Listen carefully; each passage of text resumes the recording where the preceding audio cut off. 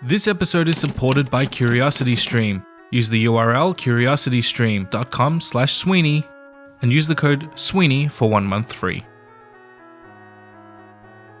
A soldier peers through the brush of the forest to the camp of the Anglo-Saxons on Baden Hill. On his patrol, he notices a wandering band of heathens foraging for food. He stays hidden in the undergrowth and quietly nocks an arrow. He recalls his king, a nobleman of Britain, sound of mind and a warrior for his god, who carried a cross on his back for 3 days as a sign of his piety. The Britons name him Arthur. He clears the sweat from his brow, draws his bow, and awaits the signal from his lord.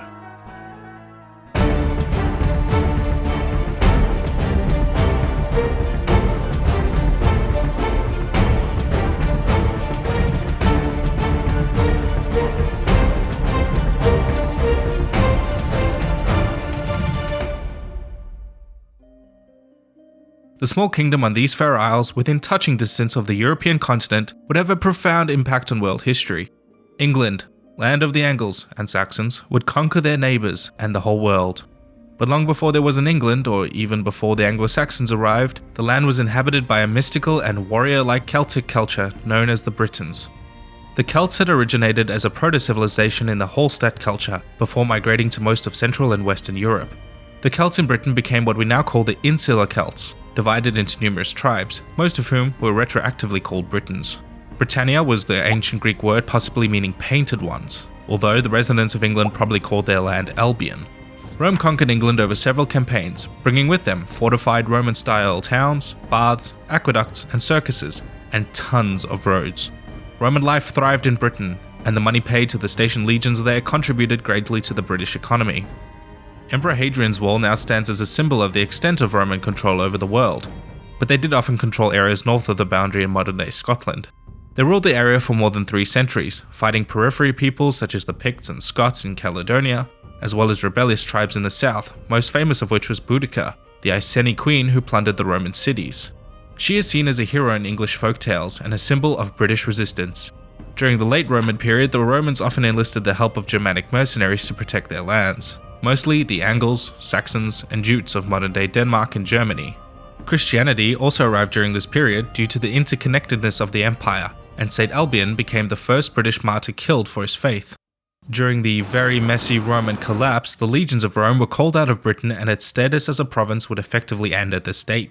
The Anglo-Saxons took advantage of the Roman collapse and invaded the island in 449, under the leadership of 2 brothers, Hengist and Horsa.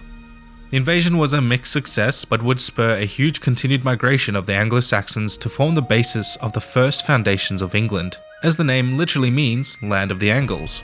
The Britons fought hard against the Germanics, which spurred the first example of British literary fiction in the Tales of King Arthur, a British king probably based on many figures. English history only really begins with the invasion of the Anglo-Saxons, who established small kingdoms. They abandoned Woden, Thor, and Frey and adopted Christianity, establishing St. Augustine as the first archbishop in Canterbury.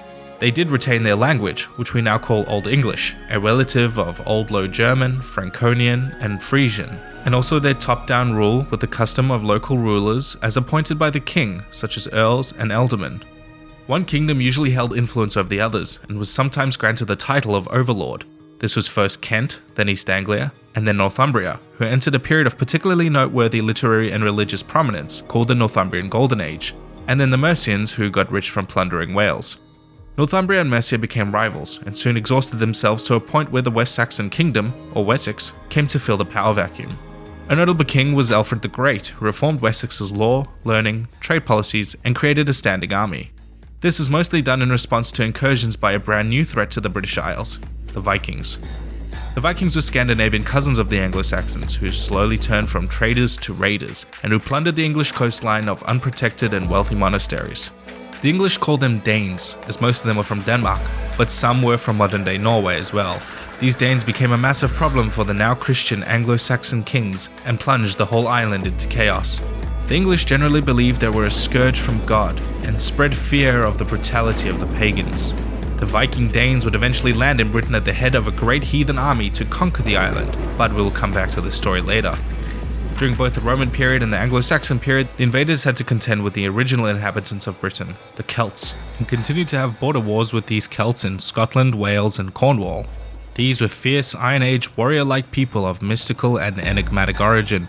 To find out more about these people and how they arrived in Britain, why not check out this 3-part documentary over on CuriosityStream, hosted by the world-renowned Neil Oliver, to follow the history of the Celtic people and their remarkable migration to the British Isles from their homeland in ancient Austria. CuriosityStream is the best online streaming service for documentaries and other non-fiction content in history, science, and a whole lot more.